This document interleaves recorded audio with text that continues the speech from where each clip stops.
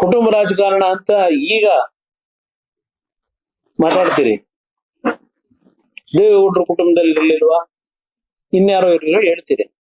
ಇವತ್ತು ಕುಟುಂಬ ರಾಜಕಾರಣ ಅಂತಕ್ಕಂಥದ್ದು ಮಾತಾಡ್ತಕ್ಕಂಥದ್ದೇ ನೈತಿಕತೆ ಇಲ್ಲ ನಿಮ್ಗಳಿಗೂ ಅನ್ನೋದು ನನಗೆ. ಈಗ ಆಯ್ತಪ್ಪ, ದೇವೇಗೌಡರು ಕುಟುಂಬದಲ್ಲಿ ನಾವು ಬಂದು ದೇವೇಗೌಡರು ನಮ್ಮನ್ನ ರಾಜಕೀಯವಾಗಿ ತರಬೇಕು ಅಂತ ಮಾಡಿದ್ದಲ್ಲ, ಜನ ನಮ್ಮನ್ನ ಎಳ್ಕೊಂಡು ಹೋದ್ರು. ನಾವು ದುಡ್ಡು ಹೊಡೆಯೋ ಕೆಲಸಕ್ಕೆ ರಾಜಕೀಯಕ್ಕೆ ಬರ್ಲಿಲ್ಲ.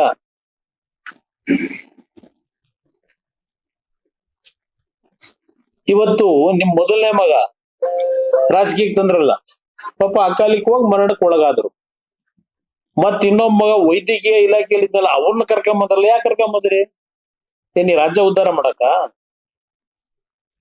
ಮಾಧ್ಯಮ ಸ್ನೇಹಿತರು ಒಂದ್ಸಲ ತೋರ್ಸಿದ್ರಲ್ಲ ಟಿವಿಗಳಲ್ಲಿ,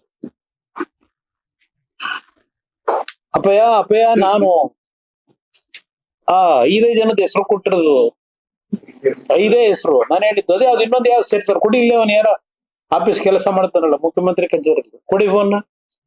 ನಾನೆಲ್ಲಿ ಹೇಳಿದ್ದೆ, ನಾನು ಕೊಟ್ಟಿರೋದೇ ಇದು ಅಂತ ಹೇಳಿದ್ರಲ್ಲ. ಅದಕ್ಕೆ ಮತ್ ಸೃಷ್ಟಿ ಮಾಡಿದ್ರು ದಾಖಲೆ.